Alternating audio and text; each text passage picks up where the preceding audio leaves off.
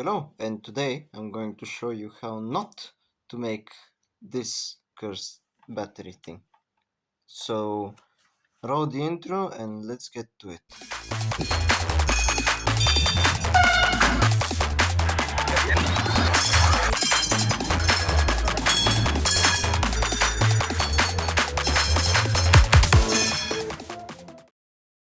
I'll start off with a warning. Don't try this at home. I will not be liable for any damage to your properties caused by actions that you have performed repeating stuff I have showed in this video. Oh, and if you have any complaints, please forward them to our complaint department. Thank you. Now, on with the video.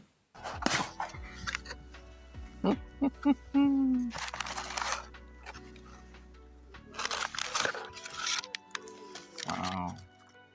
This project uses these 21700 lithium-ion cells with a capacity of around 5.5 amp hours. They will be arranged in a 3S5P configuration with a total capacity of around 300 watt hours and a peak output power of almost 1 kilowatt. Sustained power is just under 600 watts, and that is going to be perfect. The images you see I have taken during the building and arranging process, because it was quite hard to film and also think on how to arrange the cells in the most optimal way. I ordered the cells with Z tabs, so the top tab and the bottom tab on each cell are facing in different ways, so that I can in the end solder them like this. And I know soldering is bad for batteries, but here I am only soldering to the nickel strips, which are connected to the batteries themselves with spot welded joints. So the batteries, I did not harm them in any way. I just soldered the strips and that was it. It was a secure connection. I checked all the strips. I later also added extra balancing leads to help with equalization. And here you see part of the testing. This is the gauge cluster. I have one amp meter, which is bidirectional, plus minus 10 amps, and one powerful one, which is up to 50 amps in a single direction. We also have an analog voltmeter for fast response and a digital one for accuracy. Currently, this 100 watt IP2368 board is going to be only used for charging due to its weird nature with power delivery triggers, and it only charges my phone fast, so I don't think it's gonna be worth it much. But here is the switch, the main power switch, which I later changed, and the power wires, also the gauge cluster mounted inside the new box, as well as the fan and its 5V regulator. I've used the Noctua one because they are quiet and they also move a lot of air. The fan has a dedicated switch as well as the gauge cluster. The gauge cluster was initially wired to the fan as an auxiliary system, but I later changed it so that the gauge cluster has independent power.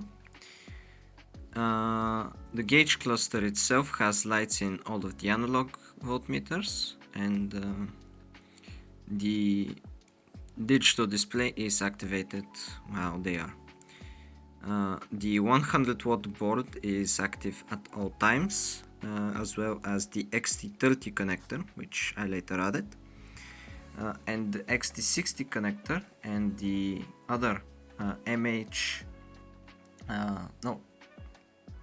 this thing board with the two USB ports is active only while the high power system is active. There you see the fan, the XT60 connector, the 5V regulator, the switch for the fan, the shunt back there, the main switch, as well as the gauge cluster over here and some exhaust holes. Also there's the BMS with the battery pack, and everything is nicely sealed with Kapton tape, and here is how the 100 watt board fits. It doesn't need any glue. I made it this way. I had to make a groove because the box is 5 millimeters thick and the USB-C connector just isn't that long now, is it? So yeah, I got very thick wires for the main. I think it's 3 square millimeters, I think. The other one is just 1.5 square millimeters, and it should be able to handle 50 amps and the smaller ones up to 10 amps. So that is very good. Also here it is charging at 5 amps from a 60 watt charger that supplies it with 20 volts 3 amps 60 watts, so I am getting around 90 to 95% efficiency from this board. It does get quite hot because it's dissipating about 5 watts, but that is perfectly fine by me. Down there you see the other board, and this is basically the final version of this battery pack. There is also the XT60 and the new switch.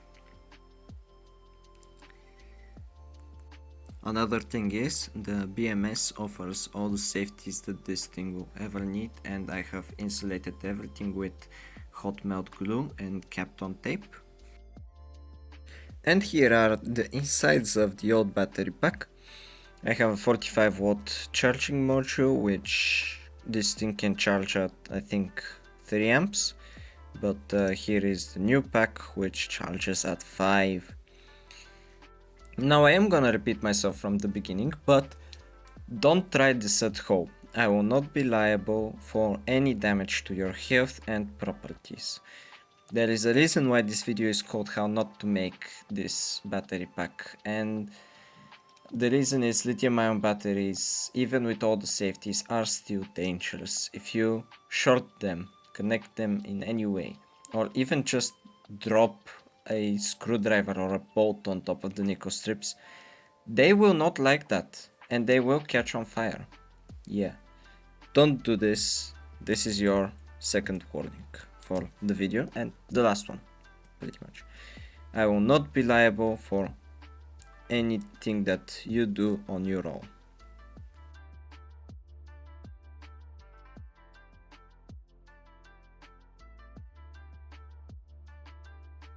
You know what? Let me finish this off. There we go. Thanks for watching. Hope that you enjoyed this rather shitty video, and I'll see you guys next time.